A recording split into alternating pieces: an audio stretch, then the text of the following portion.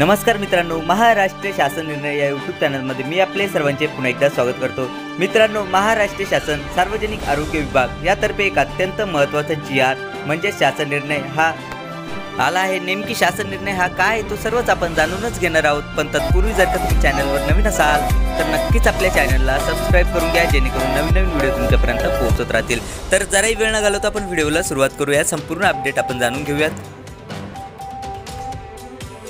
कुटुंब कल्याण या कार्यक्रमाअंतर्गत मंजूर 190 अस्थायी पदांना दिनांक 1/3/2024 ते 31/8/2024 या कालावधीकरिता मुदतवाढ देण्याबाबत म्हणजेच मित्रांनो, तुम्ही या ठिकाणी पाहू शकता की जे काही आपल्या सार्वजनिक आरोग्य विभागाअंतर्गत जे काही येणारे कुटुंब कल्याण कार्यक्रमाअंतर्गत मंजूर जी काही 190 अस्थायी पदे आहे त्यांना दिनांक 1/3/2024 ते 31/8/2024 या कालावधीकरिता मुदतवाढ देण्याबाबतचा हा जो काही आहे तो शासन निर्णय हा आला आहे। आपण या ठिकाणी पाहू शकता महाराष्ट्र शासन सार्वजनिक आरोग्य विभाग यातर्फे हा GR शासन निर्णय हा आला आहे। आपण या ठिकाणी दिनांक पाहू शकता की 12 एप्रिल 2024 म्हणजे की आत्ताचा आलेला नवीन GR आहे आणि लगेच मी तुमच्यापर्यंत हा पोहोचवत आहे। तर जराही वेळ न घालवता आपण प्रस्तावना आणि शासन निर्णय नेमकी काय आहे तो सर्वच आपण जाणून घेऊयात।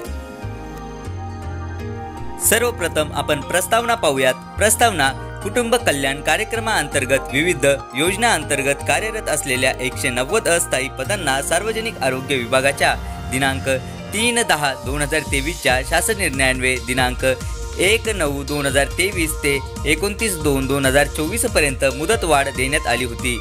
कुटुंब कल्याण कार्यक्रमाअंतर्गत 190 अस्थायी पदांना पुढील मुदतवाढ देण्याबाबतचा प्रस्ताव हा संदर्भ क्रमांक 2 अन्वये शासनास प्राप्त झाला आहे।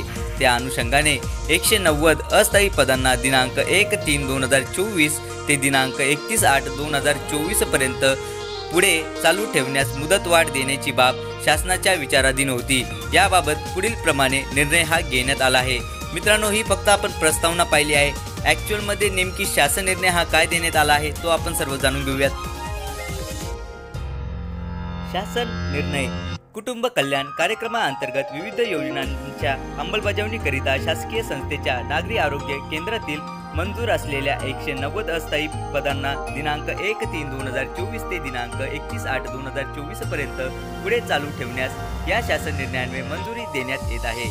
सन 2024 ते 2025 या आर्थिक वर्षाकरिता सदर पदावरील खर्च खालील विवरणपत्रात दिलेल्या लेखाशीर्षकाखाली अर्थसंकल्पीय केलेल्या मंजूर तरतुदीतून भागविण्यात यावा। म्हणजेच मित्रांनो, तुम्ही या ठिकाणी पाहू शकता की जे काही कुटुंब कल्याण कार्यक्रमाअंतर्गत येणारे जे काही 190 अस्थायी पदे जी काही आहे त्यांना दिनांक 1 मार्च 2024 ते दिनांक 31/8/2024 म्हणजे की 31 ऑगस्ट 2024 पर्यंत पुढे चालू ठेवण्यास मान्यता ही या शासन निर्णयाद्वारे देण्यात आलेली आहे। चला तर नेमकी याबद्दलचे जे काही लेखाशीर्ष आहे किंवा तरतूद जी काय आहे ते खाली तथ्यात आपण समजून घेऊयात।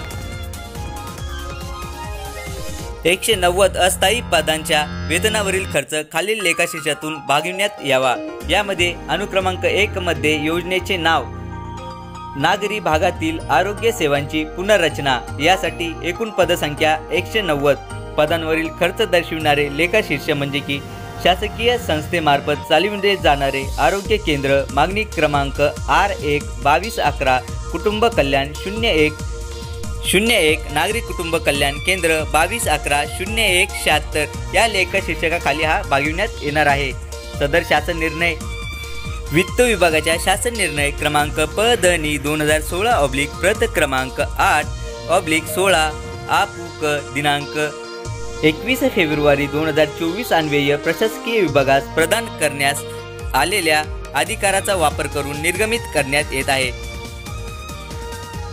सदरचा शासन निर्णय हा महाराष्ट्र शासनाच्या www.maharashtra.gov.in या संकेतस्थळावर उपलब्ध करण्यात आला असून त्याचा संकेतांक क्रमांक 2024-04-12-13-49-29 2717 असा आहे। म्हणजेच मित्रांनो, तुम्हाला जर का हा जो काही GR आहे तो डाउनलोड हा करायचा असेल तर जी काही आपली महाराष्ट्र शासनाची ऑफिशियल वेबसाईट आहे www.maharashtra.gov.in या संकेतस्थळावर जाऊन तुम्हाला हा जो काही संकेतांक क्रमांक जो काही दिसत आहे तो टाकून तुम्ही डायरेक्टली हा जो काही GR आहे तो डाउनलोड हा करू शकता।